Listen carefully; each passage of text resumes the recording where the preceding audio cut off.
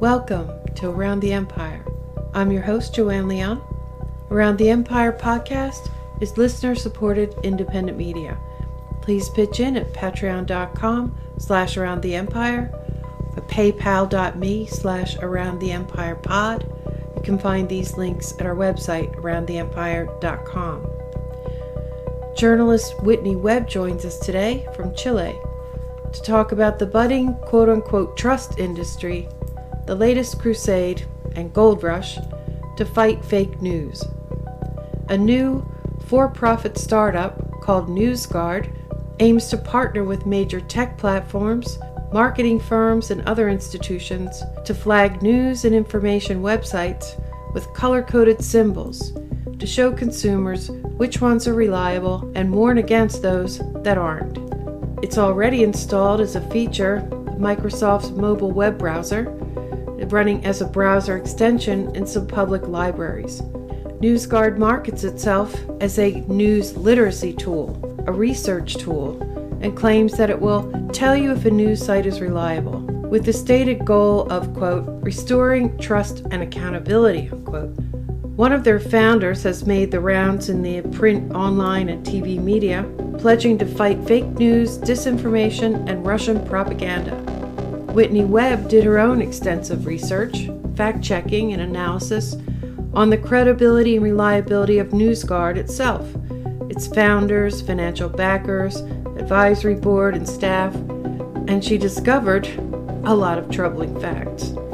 She also provides insightful analysis on the risk and potential outcome if Newsguard succeeds in becoming a ubiquitous, involuntary service, and some more upbeat advice on ways to deal with a scenario that threatens to blacklist genuine independent media outlets that allow dissent and refuse to stick to the establishment-approved narratives. Whitney Webb is an American journalist and staff writer for Mint Press News, who's been published by and done interviews with many other independent media outlets. She currently lives with her family in southern Chile. This interview was recorded on January 26, 2019.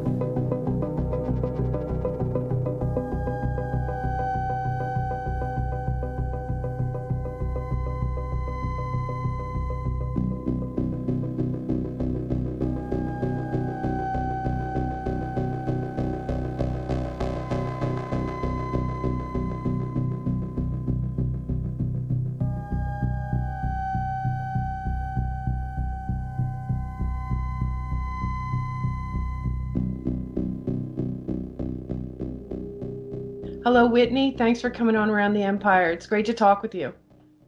Hi, thanks for having me on your program. So today we're going to talk about a sort of a very widespread article, an article that got a lot of traction that Whitney wrote last month for Mint Press News. And it's about this new organization, a new service, you could say, called Newsguard. And a lot of people have talked about this. I was glad to see, because of course, alternative and independent media, some of these smaller outlets, all of us, it definitely piqued our interest as soon as we saw it, because we knew who the targets were going to be, or at least we suspect who the targets of this are going to be. And at least a year now, and I would say definitely since the 2016 election, the effort to rein in the fear of independent media has really gone up a notch.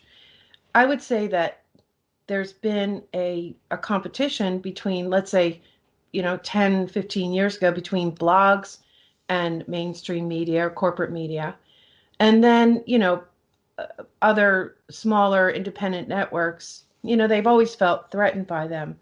But it wasn't until, my impression, Whitney, anyway, it wasn't until the 2016 election that the establishment decided that they had brushed off all of these smaller YouTube channels, small news sites like yours, podcasts like this one, that they had sort of ignored them. This podcast, by the way, didn't start till after the election, but I'm just using it as an example. Yeah. Yeah, that they were suddenly yeah, it was a shock, and there was a clear reaction in my view. Right. And I would definitely agree with that.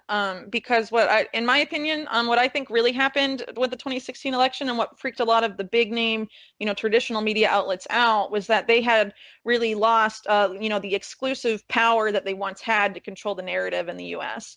That they had really lost a lot of, ground to independent and alternative media.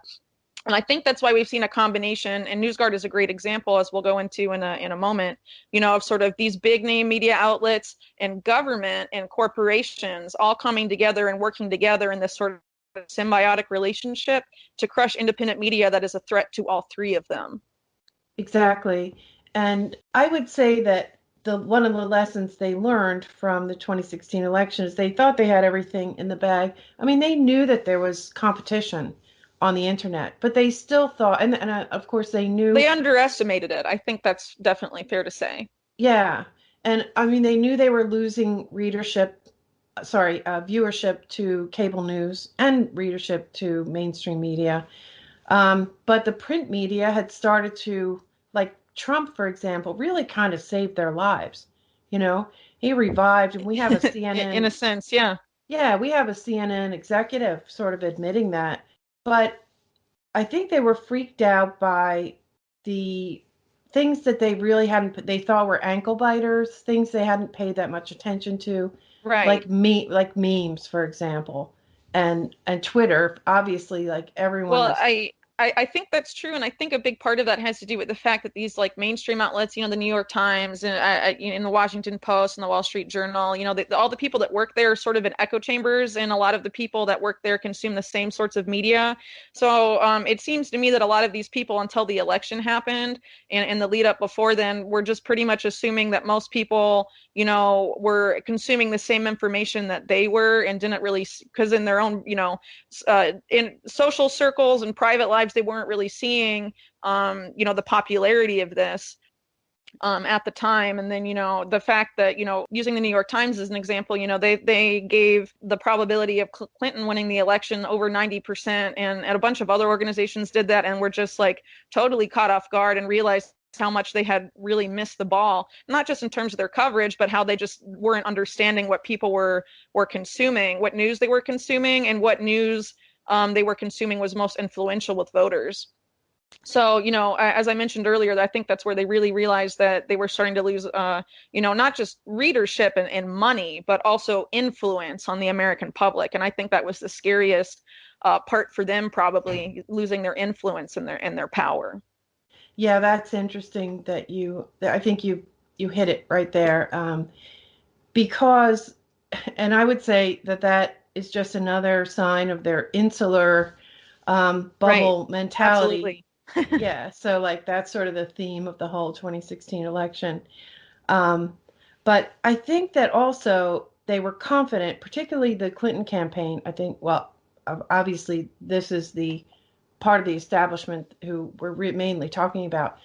Um, I think they thought they had it covered because Barack Obama, you know, was lauded. I mean, his campaign, his 2008 and 2012 campaigns were widely praised for their skill with social media. And so they thought they had it covered because, you know, they had lots of their, retweets and posts on Facebook of their articles. Yeah, and like a bot army on Twitter controlled by Yeah. David Brock and stuff like that. Right. And meanwhile, there was this sort of whole other world that they thought were having the elitist attitude that they have. And they thought they were just sort of, ah, this is the bottom of the barrel, and we really don't need to worry about them. And meanwhile, they misread a public, or at least certainly a large sector of the public, who was sort of craving more authentic, more true, as best they could, ascertain media, and they just weren't paying attention to the YouTubers and everything else. And then obviously it didn't take long for them to crack down in, I would say, around December 2016, January 2017. So, Right. and they also, what they also had covered was sort of the fact checkers. And I see NewsGuard as very similar to those fact checker organizations, but taken to a new level. And Right. Well, they also kind of work together. So if you look at like NewsGuard's ratings and stuff, they cite the fact checkers. If you read the written descriptions of the sites they rate in those longer oh, form ratings, they cite those same fact checkers. So you'll see a lot of citations of Snopes, of PolitiFact, organizations like that, after the 2016 election were really promoted as unbiased fact checkers, which I mean, if you look into them, is not the case.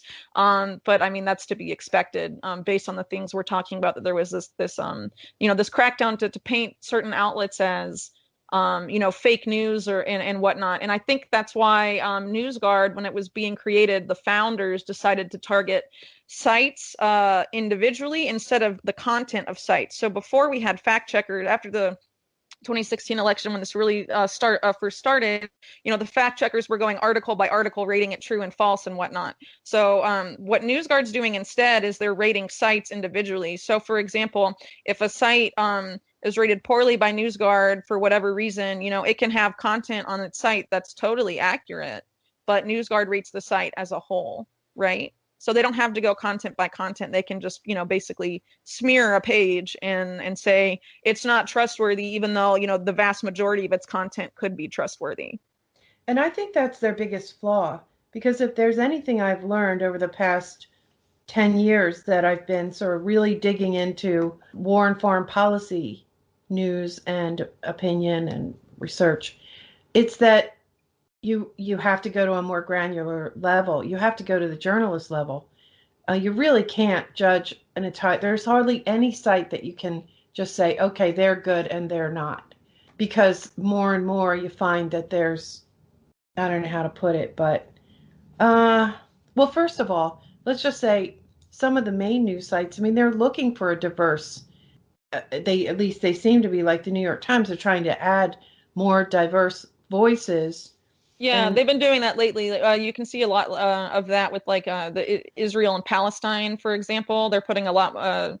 They're actually allowing, pro-Palestinian rights people to sort of have more of a voice, and they've been criticized for that. But yeah, like you said, they're trying to. Some of them are trying to adapt to be more diverse, while others, are not. But yeah, and I mean, certainly we know that there may be someone like Ken Delanian who is working for a particular news organization, and there's evidence that the LA Times, I guess, let him go because they found that he was running all of his stories by the CIA before printing them. right, So right. how are you gonna how are you gonna catch that kind of nuance? I mean, anyway, I think it's way too broad brush, but Right. Well, I mean, also, if we just look at how NewsGuard has rated certain sites, I think, you can pretty much get a handle on the bias it has. So, the best example of this, in terms of NewsGuard's rating, is how they've rated WikiLeaks, which has a perfect record of accuracy and has never published anything false. But NewsGuard actually gave it a red rating, and one of the reasons it gave them a red rating was because it said that they do not regularly correct false information on their page. But if you read the long form rating description, it openly admits that WikiLeaks has never published anything false. So basically what they did is, give it a red rating for not having any errors to correct, which I think just clearly portrays, a sort of a hidden agenda there in NewsGuard's case.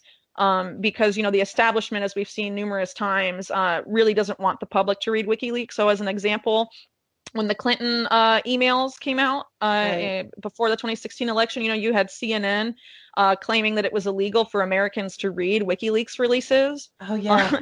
Right. And we've seen sort of that same sort of narrative sometimes repeated, and WikiLeaks is bad and WikiLeaks is linked to Russia with zero evidence, things like that.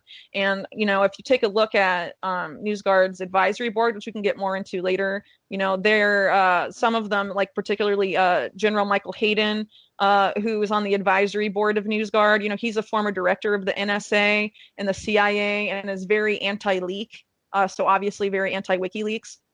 Which I think is important to point out there, and why probably WikiLeaks was rated poorly. But, you also have other examples of, for example, the Washington Post gets a green rating, even though it has a $600 million conflict of interest with the CIA that goes unnoted by Newsguard, of course, Yeah. in its ownership by Jeff Bezos. And, the Washington Post has published several farce articles about, Russiagate and whatnot, including one where they basically just made up a story that Russian hackers had, hacked into Vermont's electrical grid, which was later found to never have happened. And, you have some other stories like that have come out. And, CNN, for example, also has published several fake stories, including one where they claimed that the Trump campaign had been tipped off early about WikiLeaks releases, and they got a date wrong on the email. And they also had another fake story about a Russian bank being linked to someone close to Trump or something. And all of those organizations are given, the highest rating possible, basically, by Newsguard. And another interesting something to note in terms of how it's rated sites is, the Voice of America, which is, the U.S. government funded news outlet that a lot of people, including its former directors, have criticized, at least now anyway, of being an arm of propaganda for the U.S., is rated green. But Russia Today is rated as red just by virtue of the fact that it receives money from the Russian government. So, I think that makes it a pretty clear distinction of what sort of where Newsguard is coming from. And even though that these are supposedly, the people that run Newsguard describe it as such, veteran journalists ranking sites, clearly what they've done is they've chosen veteran journalists of establishment media that all basically think the same in terms of, what really matters when it comes to rating sites. And they've sort of, clearly have biases that favor traditional big name media outlets. And I think that's part of why we're seeing Newsguard, the sites they've rated red are all smaller pages that are challengers to these big establishment media sites. And the ones they've rated green are the ones that are big name media sites, or ones that are directly connected to Newsguard, like Wired, for example, and some other ones. They're not gonna take on the big ones because, well, I can think of a number of reasons why. But so you mentioned that the mainstream media has actually promoted Newsguard. They've gotten a lot of coverage, and I picked up on two sort of very fluff interviews that were done, one by Bloomberg and one by, these were online. These were cable TV interviews. And the guy that they're putting out, I'm just going to go back a little bit. The guy that they're putting out front is, oh gosh, now I don't have, is it Brill? Stephen Brill, right. He's a journalist who's published a lot of stuff, and he's, close to one of the Watergate reporters, I forget which one. And he, he's done some, relatively decent exposés in the past. But what's interesting to note about him is that he, not that long ago, was actually the CEO of a company that in airports would offer you the opportunity to pre-register if you pay a fee, right? And you could get through airport security more quickly, which I think sort of shows that he's eager to make money off of sort of these, establishment in like government issues, which I think is interesting to point out in his case, because he's really not, the other CEO is much more controversial, which is why I think they've, they're putting Brill as the voice of the organization and public interviews, out there, because he has more credibility than the other CEO, who's Louis Gordon CrowVets, and we can go into him in a little bit. So I put together a couple montage clips, audio clips, short ones, just to give a sense of, how they're promoting this. And the first one, I'll start out with sort of their spin, what I call his spin. But both Facebook and Twitter acknowledge that Russian propaganda reached more than 126 million Americans through their platforms around the 2016 election. Newsguard Technologies is the new $6 million venture that will launch this fall to battle so-called fake news. The startup will use analysts to research and rate thousands of news sources. They hope to license their finding to social media companies and other platforms. Newsguard Technologies co-founder Stephen Brill is an author, journalist, entrepreneur. Welcome, Steve. Thanks for being with us. So tell us how this is going to work. Well, we're going to apply common sense to a problem that the algorithms haven't been able to solve. We're going to hire dozens of journalists to read and review the 7,500 news and information sites that are responsible for 98% of the consumption in the United States. And it's going to be very simple. They're going to be charged with telling the difference between the Denver Post, which is a real newspaper, and the Denver Guardian, which is a hoax site. How do you define fake news? Something that is deliberately aimed at defrauding you. It's a hoax, or it's propaganda from the Russian government. You know, Facebook did this, but in reverse. For their What's Trending app, they had people initially going through it, right? And then they were accused of being biased, and then they turned to algorithms, which got us to where we are now. How are you going to avoid being accused of bias? Well, first of all, when Facebook did it, they didn't tell you who the people were. We will list the backgrounds and the names of everybody doing every review. We will take all kinds of complaints. The complaints will be public. We'll have an appeals system. And probably equally important, what we're doing is not quite as presumptuous as that. We're saying there is a real difference between the Denver Guardian, which is a fake site, and the Denver Post. And if the Denver Guardian wants to game our algorithm, which isn't an algorithm, they just have to start doing real news and be accountable for it and tell people who they are. So that's how he spins it, as sort of a noble, above board, human driven, not algorithm driven, a tool to help people not get hoaxed and to, know when they're being, fed fake news. The other thing that he does when he explains, you would think, all right, this is just another fact checker. No big deal. But the big difference in this one is in how it works. And in how ambitious they are.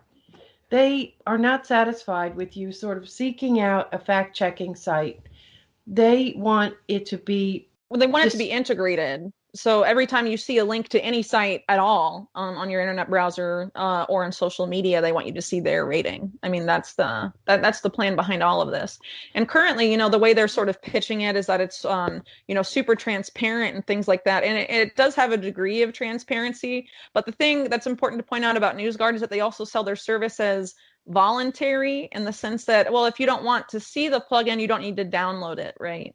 But, as was sort of alluded to there, they're trying to license to social media companies like Facebook and Twitter, trying to have it permanently integrated into anyone's social media experience on those sites. They're partnering with Microsoft right now. Newsguard is now a built-in feature of Microsoft Edge on mobile, and Microsoft has announced that they will be putting Newsguard, on pretty much all of their future products because of the partnership between them. And Microsoft is also helping Newsguard get installed on all of the computers in public libraries across the country, and also targeting public schools and universities, which I think is really significant. And, and this is just what they're doing now, but, Brill, in another interview with the Boston Globe last October, he basically made it really clear that this is just how they're starting up. Because remember, as it said in the interview, they just started up this past fall. They became incorporated just last March. So anyway, in this article at the Boston Globe, Brill had said that the goal is to have Newsguard, quote, running by default on our computers and phones whenever we scan the web for news. Right. So what they're really trying to do is make it an involuntary part of all Americans' internet browsing experience. So you have no choice but to see the rating, even if you can still visit the site. It's sort of the subtle manipulation that sort of, in your, the more you visit sites on the news and things like that, if you constantly click on red links, I mean, you're going to start to associate a certain web page, right, or a certain media outlet with that color, right? So, oh, these are green, oh, these are red. I mean, it's sort of like this subtle manipulation on a level, sort of on an unconscious level. Red means stop and green means go, sort of thing. So I think they're trying to do that. But the fact that there are, a lot of adults that were, politically aware during the 2016 election, I don't think this will necessarily work on them as much. But I think, the fact that they're targeting public libraries, public schools, and universities, I mean, they're really trying to jam this down the throats of the youngest generation, teenagers and kids that are starting to use the internet and learn more about the world, and it's starting to sort of form these biases towards establishment news outlets with those people. And also to point out, the case of Facebook. What Facebook did when the fact checkers first came on, as Brill talked about in that interview, something he didn't mention is the fact that when Facebook's fact checkers, they flagged an article as inaccurate or fake news, Facebook then buried that or eliminated it from the algorithm. So this makes makes it a very clear possibility that if Newsguard is integrated into Facebook, Facebook will bury red-rated sites in the newsfeed or will delete them altogether. Yeah, so it's not which I think is important to consider. Even though they're saying it's not censorship, it's just to inform people. I mean, it's a real slippery slope, and past precedent makes it really, to me anyway, pretty clear what Facebook will do once this is installed on its platform. And another thing that Newsguard is doing that's important to mention is that it's going after all the organizations it rates red financially, trying to make this brand safety tool where basically they license their blacklist to advertisers, or the list of red rating sites to advertisers. And that way those advertisers can say they don't want any ads of their company to appear on sites that are poorly rated by Newsguard, which I think is really significant when you consider that a lot of small independent publishers are still still use Google AdSense and some other ad services to generate income, because all news organizations, big and small, depend on ad income to a certain degree. But they're going after this really directly. And even though a lot of these ad sites like Google AdSense, for example, have been biased against independent media from some time, Newsguard would just give them the convenient excuse to just cut off independent websites entirely. Because in the past, Google AdSense has complained about specific content or specific sites in a pretty biased way. But now, with Newsguard, they can just have a convenient excuse to cut it off. It's also worth pointing out that even though Newsguard has a only partnership with Microsoft so far, they're most likely going to link up with Google, because Google is a partner of Newsguard's, one of their lead investors, the Publicis Group, which is one of the leading ad agencies in the world. Yeah, they're very ambitious. In fact, I have another clip of him talking about platforms and revenue. Let me just play that real quick. Okay, let's go into that, yeah. But don't you have to have the cooperation of Facebook, Twitter, and some of these online sites? There are about a half a dozen of them that we think will want to license the data, plus the advertising agencies will want to license it so they can keep their ads off of the fake sites. And what we're asking them in terms of licensing fees is a fraction of what they're paying their PR firms and their lawyers to talk about how hard the problem is to solve. Do most of them seem interested? Quite interested, yes. And how does the money flow? Do I pay for that, for having it in my browser? You don't pay. The money flows because the social media platforms and the search platforms are going to license it so that they can install it from their end. Because with a plugin, you can't get access to this on any kind of mobile device. And we're asking the platforms to help to solve the problem that they probably inadvertently created. It's not like they wanted to do it. And we're asking them to pay significantly less than they're paying their public relations firms or their lobbyists to talk about how hard the problem is to solve. And you know this business so well. If I'm one of those internet outfits, do I want to pay the money because A, I want to compete against somebody else and I'll have a leg up if I do that? Or do I want to do it B, because I don't want Congress on my back? Well, probably a combination of both.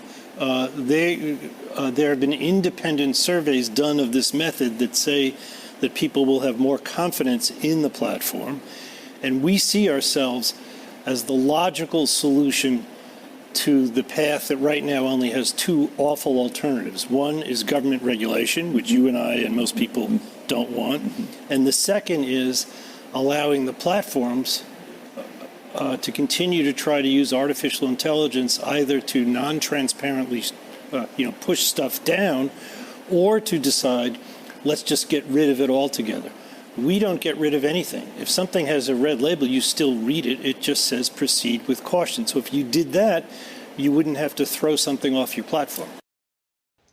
So I thought the two things that really jumped out at me there were, first of all, they're going after the big tech platforms. And as you said, there's a profit motive here, because they could have created a foundation or, some other organizations that charity Right. type organizations Because that, they've done that before. yeah. Not with Hamilton 68, for example, that was made by a think tank, the Alliance for Securing Democracy, right? And that was that sort of dashboard that claimed to show Russian influence or whatever on God, social yeah. media.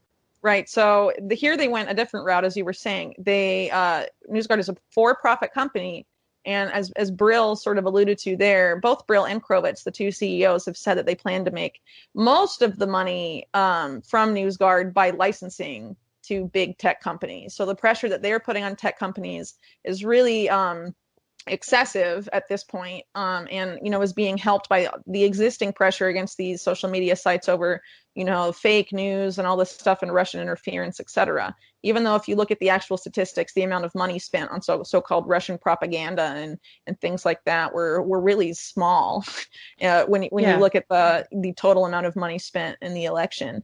Also beyond that, we're also seeing in a lot of like the PR that's being done right now by big name media outlets. They're really trying to create a narrative that Newsguard is in demand among consumers, that users of social media sites really want it. And I think that's part of the push. It shows that they're continuing to push these social media companies to co-integrate with Newsguard. So the main driver for this, that's been it was recently profiled. This poll was recently profiled in Wired magazine. Also worth pointing out that one of the advisors to Newsguard runs Wired. Anyway, it's a Gallup poll that they're using right now as a major selling point of integrating completely Newsguard with Facebook and Twitter. And this poll by Gallup, it was actually funded by Newsguard and the Knight Foundation. Those that participated in the poll received money from these organizations to respond, which I think is worth pointing out. And it's in the poll itself, the write-up on the poll itself by Gallup, but in the news coverage, it's not cited, which I think is significant. Also, the Knight Foundation, which I just mentioned, one of the funders of this poll, is also a top investor in Newsguard and has also recently funded a series of other Gallup polls that are relating to online news and fake news. And so basically what the study says, the main findings that are promoted in the media, they say things like 89% of users of social media sites in America and 83% of all Americans overall want social media sites and search engines to integrate Newsguard. Another one was 69% of Americans would trust social media and search companies more if they took the simple step of including Newsguard in their products. But, there's a disclaimer in fine print at the very end of the poll, and it basically says that the attitudes expressed in this poll are not reflective of the broader U.S. adult population, and that the sampling was not representative of American adults. It was representative of, quote, likely Newsguard users, i.e. people that, without it being forced upon them, would go out of their way to download Newsguard and install it as a voluntary plugin, which I think is really significant. And the fact that hasn't been disclosed in these big reports. So it's already a biased sample, right? Right. That's why I'm saying it's sort of, to me, this Gallup poll that was funded by Newsguard is really just being used as a selling point to social media giants and also to manufacture consent among Americans, reading these write-ups, especially about the poll, being like, wow, so many Americans really want this thing. It must be good, sort of the manipulative power that polls, even especially biased polls, can have if their findings are taken out of context. So I think that's really significant in the case of, the push to have this, integrated into social media. I think it's really significant that this poll is being so promoted by Newsguard and these other websites who claim that, it's gaining traction among consumers, meaning the people want it. I mean, that's the narrative they're trying to build, even though there's plenty of evidence that the people don't want it. I mean, Newsguard, even though it has been, the subject of this huge PR blitz for at least 4 months, and especially in the last month, it's been really intense. If you look at how many likes Newsguard has on Facebook, it's like 500. Not very big. Yeah. And if you look at Twitter, it has, barely more than 2,000 followers. So that to me says that, it's not really generating the buzz that people claim it is. It's sort of, they're trying to manufacture the buzz, but it's not really catching on because people, I think most Americans are intelligent enough to distinguish between what is fake news and what is not, and what news they'd like to read and what news they would not like to read.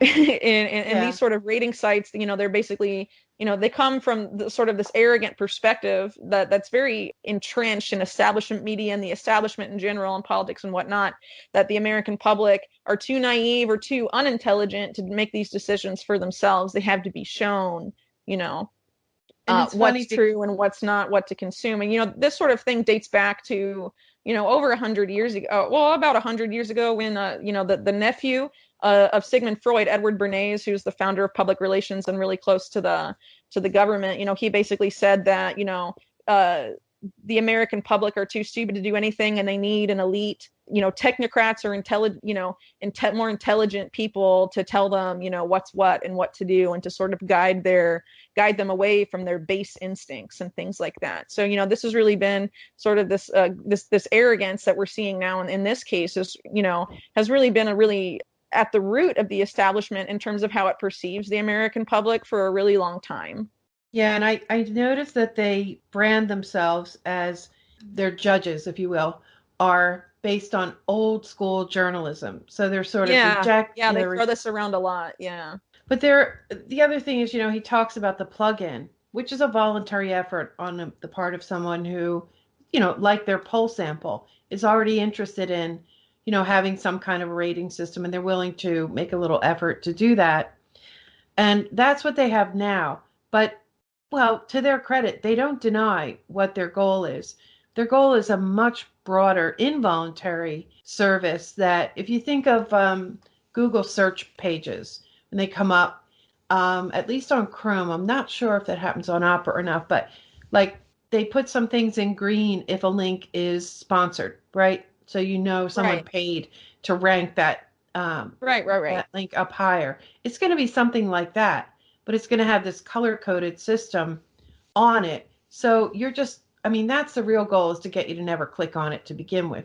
Because or to give these sites like Facebook or Google or whatever the excuse to bury red-rated sites as well, not even to have people distinguish between it. I think what we're going to see, and obviously Newsguard, once it licenses it out, it can blame the tech companies, it can sort of outsource the blame for that these independent companies decided to bury it, but Newsguard, doesn't necessarily promote that, right? But that's sort of, as I mentioned about what Facebook has already done with fact-checking organizations that work for it. That's what we're going to, in my opinion, that's what we're going to see happen if Newsguard becomes integrated with Google or Facebook or Twitter. Yeah, and he mentions lawyers. So I'm sure that they'll also sell it to the tech companies as, this will reduce your liability if somebody comes after you. Right. And also the fact that, after the 2016 election, Congress was getting involved. I think that's very significant. They also don't want the political pressure either. And, the fact that you have so many former government officials on the advisory board of Newsguard, I think is significant in that case, because it can also be sort of sold as all these establishment government people are on the board, that will offer, it's supported by the establishment of the government, and that will, take this government pressure off of us, and we can outsource this problem to the solution they have created, which is Newsguard. Yeah. And, I see a lot of interest and worry and concern about things going viral. In fact, I think there's probably an obsession by establishment. Well, I think in the case of, police, for example, most, I would say, of the biggest, outrages over among the public over police brutality, for example, that was pretty much in the majority of cases caused by viral videos, right? Yeah. So I think, that's why we've seen, at least in the case of the social media purges, right, that happened last October. Across the board, you saw, the sites that were most targeted were anti-police brutality sites, like Police the Police and Cop Block and organizations like that. And I think that, as you mentioned, speaks to the fear of things going viral, that information, if it's viral and they don't catch it in time, it spreads too quickly, it's out of their control, right? I've seen things written about, well-funded studies. The first people to be really interested in how things go viral.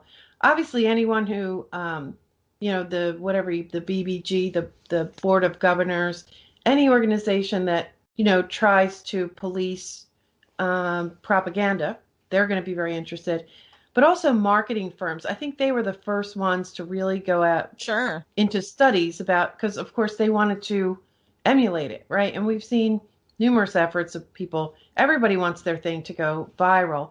but especially if you can make some money off it, think of the profit motive. Right. So, I do think that they had a natural interest in things being viral, but I think that, people who like Newsguard and whoever I'm going to imply, I shouldn't probably do this, but we don't really know who's behind them. If they really are just a profit motive driven, maybe we should go into that. Who is behind, who funded this, and where do you think the roots of this organization are? Because I think that's got to be a question that's sort of foremost in everyone's mind as to who's behind it. We have this sort of to do that, idea behind it, you got to go into the advisory board, you have to go into the CEOs, and we'll have to go into the funding thing. So I can jump from I can do all of that really quick, but let's start with the funding. Yeah. So the chief investors in Newsguard, if you look at the website, are the co-CEOs themselves, but we'll go into who they are in a moment. But first, the lead investor in Newsguard is the Publicis Group. It's I think the third largest ad agency in the world. Its top clients are the biggest corporations in the world. All the pharmaceutical company giants, Eli Lilly, Merck, Pfizer, Bayer, which recently bought Monsanto, remember? They also have companies like Procter & Gamble, which, make half the products in your supermarket in the U.S. Starbucks, McDonald's, Kraft Heinz, Burger King. And they also do a lot of work for the government of Saudi Arabia, which is important to point out. And a subsidiary of Publicis actually is CrowVets, which became really controversial in terms of Saudi government lobbying efforts to remove the Justice Against Sponsors of Terrorism Act, or JASTA. And they basically exploited U.S. veterans for the Saudi government to try and get congressmen to vote against the law or vote to amend it. And I think, and they're also involved in, quote, whitewashing the Saudi government's human rights record, which I think is really significant when you consider already we're seeing, on social media censorship of the conflict in Yemen, in which Saudi Arabia is intimately involved. Even New York Times articles on Yemen were blocked by Facebook, which I think is really significant in that. Anyway, so and Chris Hayes would avoid reporting on it. Right. So to go back to the other top funders, you have something called the Blue Haven Initiative, which describes itself as an impact investment fund, which is basically, a venture capital fund that invests in stuff that's supposed to, produce works of social good, I guess you could say. Anyway, so the Blue Haven Initiative is the impact investment fund of the Pritzker family, which is one of the top 10 wealthiest families in the country. Most people know them as the heirs of the owners of the Hyatt hotel chain, but notably they're really close to the Clinton family. They were the second largest financial contributors to Hillary Clinton's 2016 campaign. And let's remember, too, right? Right, but let's remember though, in the case of Hillary Clinton, after the 2016 campaign and after she lost, she and her former campaign staff were really instrumental in promoting this whole thing about fake news, Russian interference, and all of that. So it's really interesting to see the Pritzkers, Clinton's largest, one of her largest donors, intimately involved in the Newsguard project. Some other top investors that are notable: John McCarter, who is a longtime executive at Booz Allen Hamilton, which is a big name U.S. government contractor. James Clapper, who was former director of national intelligence, he used to work for them, as an example. Edward Snowden, probably the most famous ex-Booz Allen Hamilton employee. But because of what he leaked, it's important to know that Booz Allen Hamilton has access to all of that really sensitive information and works with these intelligence companies and is really close to them. Another guy that's a top investor in Newsguard is Thomas Glosser, who is former CEO of Thomson Reuters, or Reuters News Service, but he's also just connected to the establishment in a bunch of ways. So as an example, he's a member of the boards of various massive corporations, including one of America's largest financial services banks, Morgan Stanley, and also Merck, one of the largest pharmaceutical companies in the U.S. He's also on the Council of Foreign Relations, which one of the co-CEOs of Newsguard is also on, as we'll go into in a moment. And he's also connected to the Atlantic Council, which the Atlantic Council is really instrumental in Facebook censorship right now. So it's interesting to see, again, Atlantic Council connections. And there are a few of them, not just through Glosser, but through other members of Newsguard's own board as well. There's these connections to the Atlantic Council, which is already involved in censorship of independent media, which I think is significant. So those are the main funders behind Newsguard. That's and also serious. Knight Foundation, as I mentioned, is the number 2 investor in terms of equity held. Well, it's number 6. It says the Knight Foundation is number 6, but there's people involved in the Knight Foundation that are number 2. Nicholas Pennyman and his son, which I think is it makes it pretty clear that organization is more connected than it says explicitly on the page of Newsguard.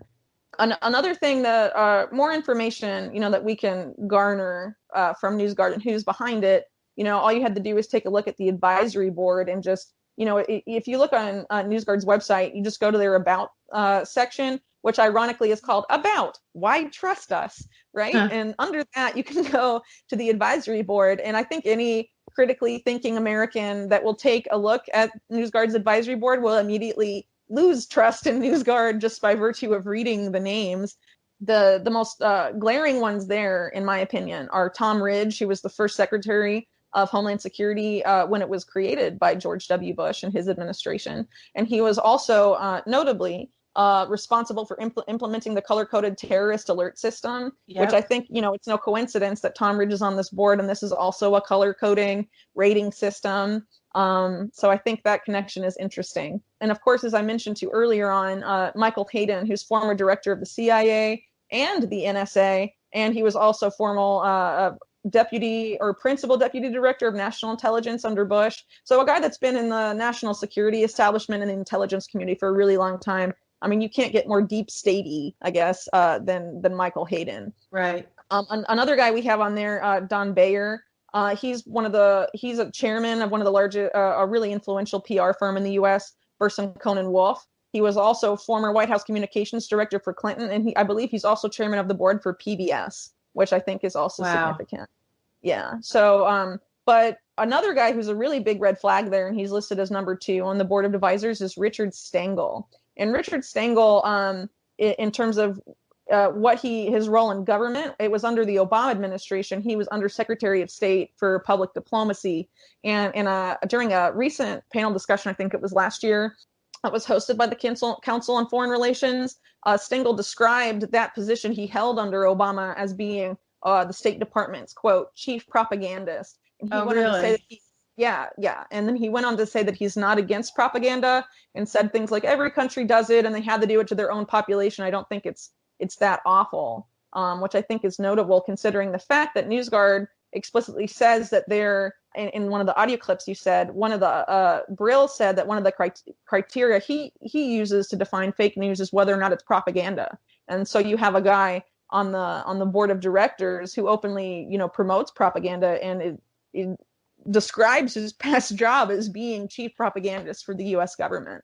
So I think that's an interesting conflict of interest there. He's also, Stengel is also a fellow at the Atlantic Council, which is important to point out. And he's also part of the establishment journalism circle. He used to be editor of Time magazine. So, I mean, those sort of connections between the private sector, the establishment media, and government, I mean, that's pretty much the main theme. If you look at the board of advisors, like another person you have is Elise Jordan, who is actually, interestingly, the wife of Michael Hastings, who was killed in a really suspicious way while he was writing an expose of the CIA. But anyway, she's a political analyst right now at NBC, but she also used to be a former speechwriter for Condoleezza Rice in the George W. Bush administration.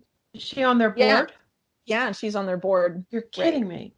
No, I think it's really weird, personally, just because that she used to be Michael Hastings' wife. But, after his death, she basically, she said that any other alternative theory of Hastings' death was a conspiracy theory and really threw herself into her career. So, I mean, her, I think, it makes her positioning on Newsguard's board unfortunate, but also pretty telling as well. Yeah. But anyway, that's the board in a nutshell. You also have the editor of Wired. I mentioned earlier, Wired has written a lot of puff pieces recently about Newsguard, which shouldn't be surprising. So some of the newer media too, not just the old. Right.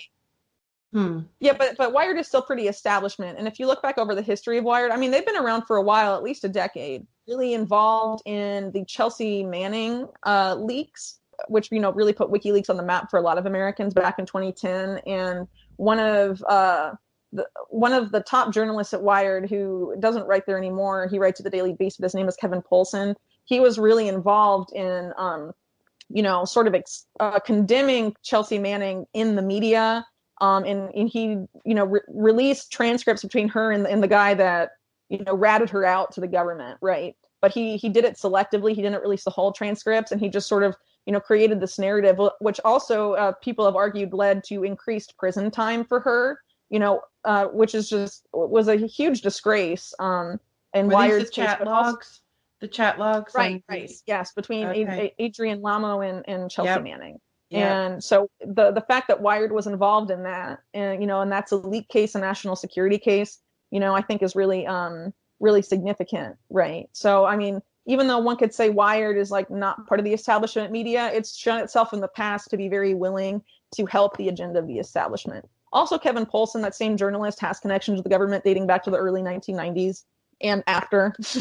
So, but we can leave that there for now. But, Wired, even though it sort of sells itself as like this, it's kind of like a nerdy tech focused, publisher and whatever. And it's not part of the, it's not like the New York Times or the Wall Street Journal. It's like more hip and new, it's still very much part of the establishment, I would say. And so I personally don't find it that surprising that, its editor is on this advisory board of Newsguard. But anyway, to continue to really delve into who this group is, it's really important to talk about who founded it, right? So I talked about Steve Brill's background a little bit earlier, that he's, this longtime journalist, very connected to establishment media. He's also connected to Yale University. And like I said, he has already sort of probed the sort of profit-making thing off of government programs with this whole TSA pre-registration thing, right? But, his past alone, I wouldn't really say raises a lot of red flags. But I think it becomes really clear what's going on with Newsguard when you look at the other CEO, who, interestingly enough, they don't really have him do interviews on cable news alone. If he does do them, he's usually with Brill. But anyway, he's been a business partner of Brill for a while. They've tried to found a couple other companies in the past. One of them was called Press Plus. The other one was called Journalism Online. But CrowVets, so who is this guy? Well, he had a bunch of positions at Dow Jones, of Wall Street, and the Wall Street Journal as well. And he eventually became vice president of Dow Jones and became the Wall Street Journal's publisher until it was sold to News Corp, which is of, media oligarch Rupert Murdoch. That was sold to him in 2007. But he still writes for the Wall Street Journal. He's also a board member of Business Insider, which is important to point out that one of Business Insider's top funders is the owner of the Washington Post, Jeff Bezos. Right? I didn't know that. Yeah, they're all super connected. It's really crazy. Well, not that crazy, I guess, because they're all sort of on the same team. But anyway, so CrowVets is also a member of the Council on Foreign Relations, which is, pretty much the driving force between U.S. policy, even though they claim themselves, they claim to be a think tank. I mean, they really, I think there was a speech of Hillary Clinton basically given to the Council on Foreign Relations. And at one point she basically said, we know who really runs the show, and it's you guys sort of thing, to paraphrase her. So, that speaks to what that organization really is. So anyway, CrowVets also says that in his bio, interestingly enough, on Newsguard's website, he proudly notes that he's an editor and contributor to books that are published by the American Enterprise Institute. And so a lot of people may not know this think tank by name, but it's pretty much one of, if not the most influential neocon think tank in the country. And the height of its influence was under the George W. Bush administration, because a lot of the people in that think tank went on to work in the Bush administration. I think Bush hired like 24 people from this think tank at one point. And, the names, if you look at the names of the people who, the American Enterprise Institute supplied to the Bush administration, they're people like John Bolton, Richard Pearl, and Paul Wolfowitz, who were, really involved in. Yeah, they're key. I mean, in the Iraq war, things like that. Bolton is, in the Trump administration now, which I think is significant. They were really instrumental, in promoting the invasion and occupation of Iraq, the expansion of the war on terror, military imperialism, things like that. They're also closely associated, for people that are interested in, neoconservatism in general. One of the most controversial neocon organizations ever, the Project for a New American Century. Whose document, Rebuilding America's Defenses, is really controversial, especially for people that investigate September 11th, because not that long before 2001, it called for the need for a, quote, new Pearl Harbor, to promote, this sort of a mass expansion of U.S. Aggression and military adventurism around the world. And then the other think tank that CrowVets mentions his relationship to directly is the Heritage Foundation, which is it's not as neocon as the American Enterprise Institute, but it's also supportive of war and all these militaristic policies. But it's also very connected to major corporations. Some of which are also clients of the Publicis Group, like Procter and Gamble, as an example. And so anyway, so CrowVets, being part of the Dow Jones for a really long time, he's very connected to Wall Street. He's through the Wall Street Journal, very connected to the heights of establishment corporate media, and he's connected to these neocon think tanks, which should be troubling enough. But the fact that Newsguard, is supposed to be about promoting truth and integrity and all this stuff in journalism, CrowVets has been accused a bunch of times by NGOs and even his own sources of making stories up, which I think is a really there's some irony for you. Yeah.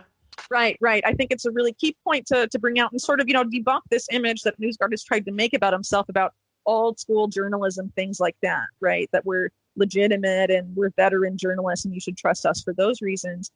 Obviously, if you look at CrowVets' background and the fact that he, in his own journalism, has been accused of making, quote, fake news, that sort of, well, not sort of, it completely derails that image that, Newsguard is building. So as an example, CrowVets did a column on NSA surveillance after the Snowden leaks, and he was accused by the Electronic Frontier Foundation and other watchdogs of, quote, repeatedly getting his facts wrong at NSA surveillance, because basically what he did in this column, even though, the NSA leaks at the time really show that the NSA was abusing, basically had gutted the Fourth Amendment and was invading the privacy rights of all Americans, through this huge surveillance program. He basically twisted that all those documents and all those leaks in order to say that the NSA, that the documents showed that the NSA was actually a law-abiding organization that had all these oversight mechanisms in place, and basically tried to paint the opposite picture of what the facts actually showed. And he was called out on it a bunch of times.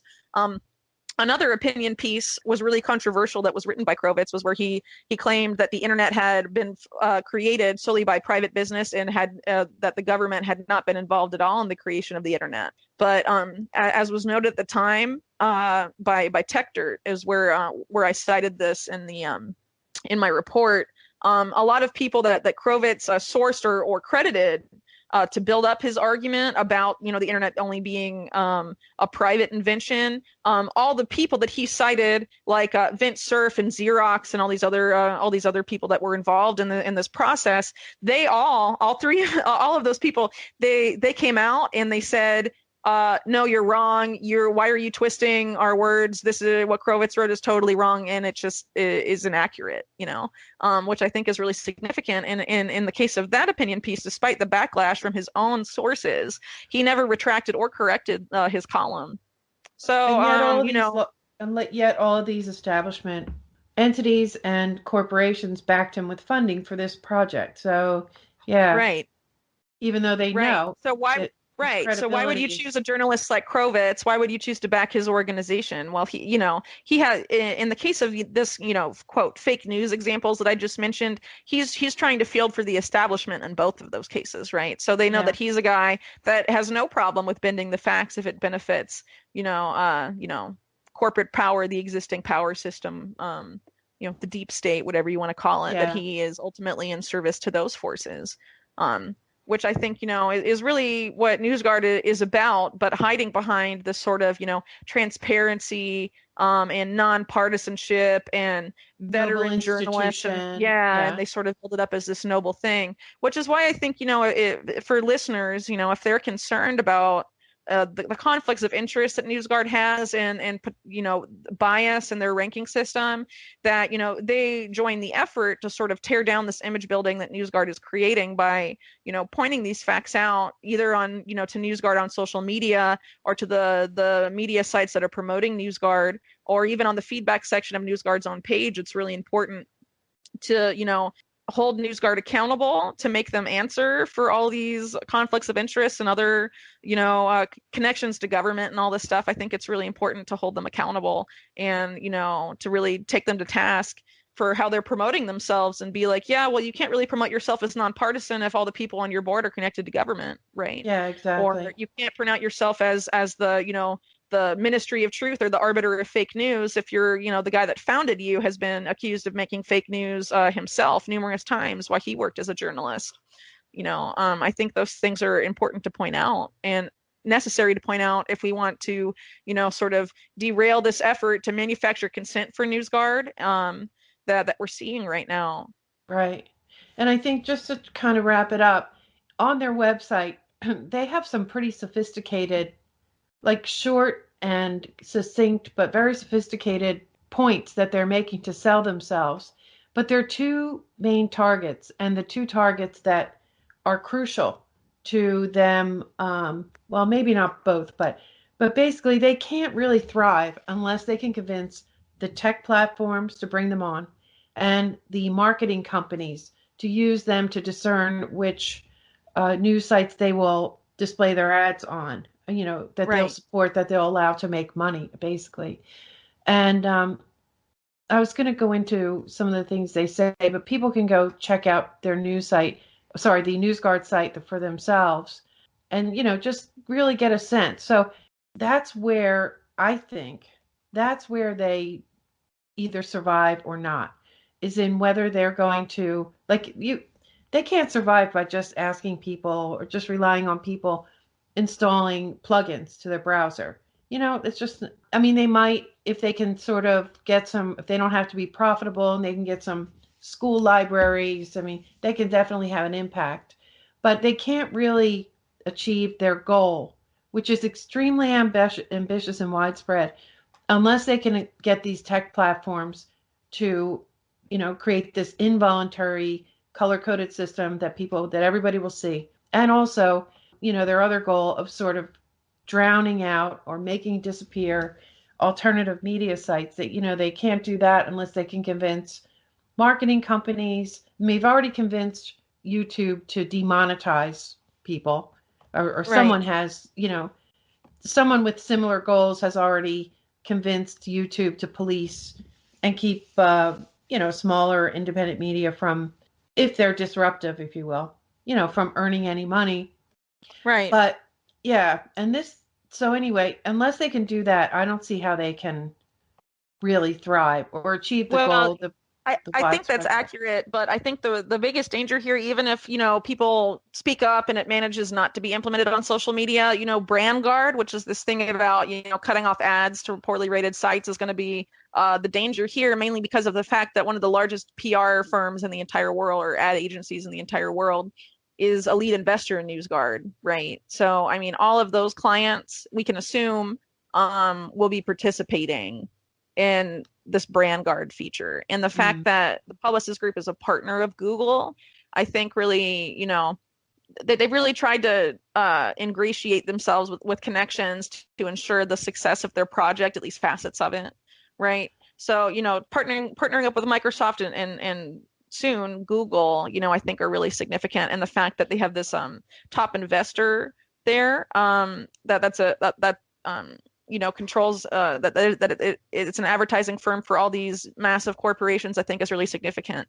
But there is a silver lining to this, and it is the fact that alternative media sites that call out corporate abuses of power and American empire and things like that, this is a great opportunity to try and build alternative ways of funding that are not dependent on a lot of the same corporations that we're criticizing.